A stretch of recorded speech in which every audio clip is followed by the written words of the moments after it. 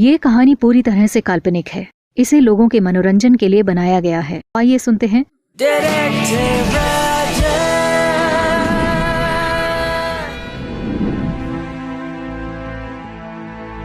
आज की कहानी दिल्ली शहर से शुरू होती है और गोवा शहर तक जाती है और उसके बाद फिर दिल्ली आकर खत्म होती है। ये कहानी सोफिया और सुनील की है। दोनों कॉलेज से ही बहुत अच्छे दोस्त थे। इस कहानी के बीच में एक बहुत बड़ा ट्रॉमा है, लेकिन बीच में एक खुशी की लहर भी है। इस कहानी के बीच में एक दुख है, लेकिन उसके बाद एक सुख भी है। कभी कभी एक छोटी सी गलती इतनी उथल पुथल मचा देती है कि वो जिंदगी बर्बाद होने की कगार पर आ जाती है।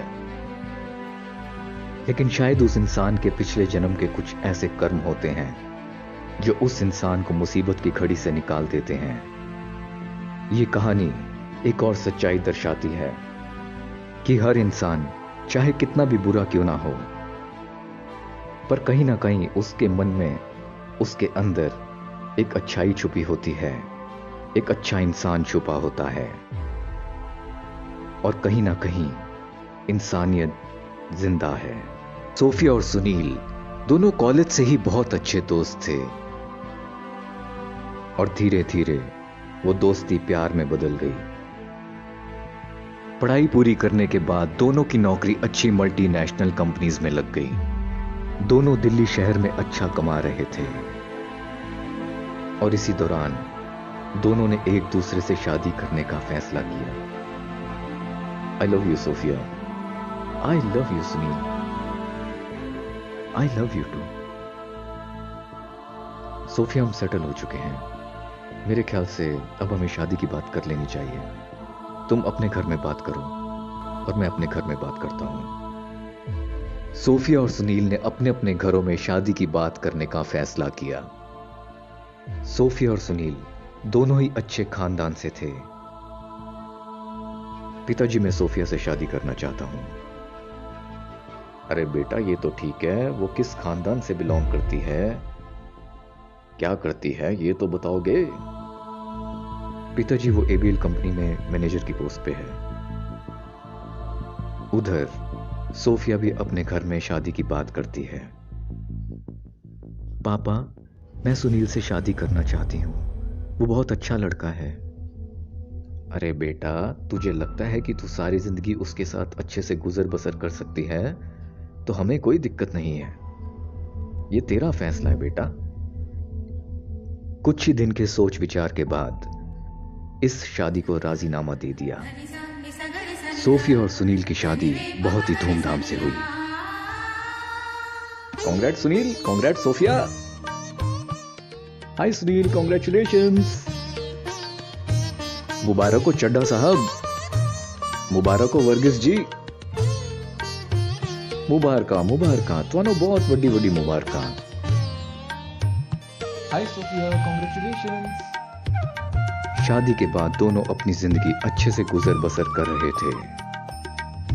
सोफिया और सुनील बहुत खुश थे। फिर एक दिन अचानक सुनील के बॉस उसको कहते हैं, सुनील, तुम्हें कल ही एक अर्जेंट प्रोजेक्ट पे गोवा जाना होगा। ये प्रोजेक्ट एक हफ्ते का है। तुम फौरन टिकट बुक कराओ और कल ही निकल जाओ। सुनील फौरन टिकट बुक करा देता है और अगले ही दिन गोवा के लिए रवाना हो जाता है। गोवा में सुनील अपना काम 3 दिन में ही खत्म कर लेता है। जो एक हफ्ते का प्रोजेक्ट था वो 3 दिन में ही खत्म हो जाता है। उसके पास 4 दिन और रह जाते हैं। अपना बिजी शेड्यूल होने के कारण सुनील और सोफिया शादी के बाद हनीमून पर नहीं जा पाए थे। सुनील का काम खत्म तो हो ही गया था और ये सोचते हुए कि चलो हनीमून भी यहीं मना लेंगे, सुनील सोफिया को फोन करता है और गोवा में बुला लेता है। सोफिया, एक काम करो, मेरा काम खत्म हो चुका है और मेरे पास 4 दिन का समय और है। तुम एक काम करो, कल की टिकट बुक कराओ और यहां पर आ जाओ। इसी बहाने हम अपना हनीमून भी मना लेंगे और यहां पे घूम भी लेंगे। मेरे ऑफिस का काम खत्म हो चुका है। सोफिया भी बहुत खुश हो जाती है। वो अपने बॉस से 4 दिन की छुट्टी लेती है और टिकट बुक करा के अगले ही दिन गोवा के लिए रवाना हो जाती है। ट्रेन नई दिल्ली रेलवे स्टेशन से रवाना हो जाती है। सोफिया का टिकट 3rd AC में बुक था। जिस कंपार्टमेंट में सोफिया का बर्थ था, उस बर्थ के ठीक सामने एक न्यूली मैरिड कपल बैठा हुआ था। पत्नी ने हाथों में चूड़ा पहन रखा था, जो हिंदू प्रथा के मुताबिक हमेशा शादी के बाद किसी लड़की को पहनाया जाता है। सोफिया हाथों में चूड़ियां देखकर समझ गई थी कि जाहिर है कि वो नवविवाहित जोड़ा था। दोनों बहुत ही अच्छे, पढ़े लिखे, अच्छे खानदान से लग रहे थे। शुरू में वो नवविवाहित जोड़ा सोफिया से बात नहीं कर रहा था। उधर सोफिया भी फोन पे बिजी थी। धीरे धीरे सफर कटने लगा। करीबन 4 घंटे का सफर कट चुका था और लगभग 4 घंटे के बाद सामने बैठी हुई युवती ने अपने आप को इंट्रोड्यूस कराया। उसने अपनी कंपनी का विजिटिंग कार्ड, जिसमें वो नौकरी करती थी, सोफिया को बड़े सलीके से दिया और बताया अपने बारे में। हाय, मैं सुनिधि शर्मा। मैं दिल्ली में एक बैंक में नौकरी करती हूं। आप क्या करती हैं? सोफिया भी बताती है कि वो एक मल्टीनेशनल कंपनी में नौकरी करती है। दोनों में फॉर्मल बातें चलती रही। उन्होंने सोफिया को चाय ऑफर की, लेकिन सोफिया ने मना कर दिया।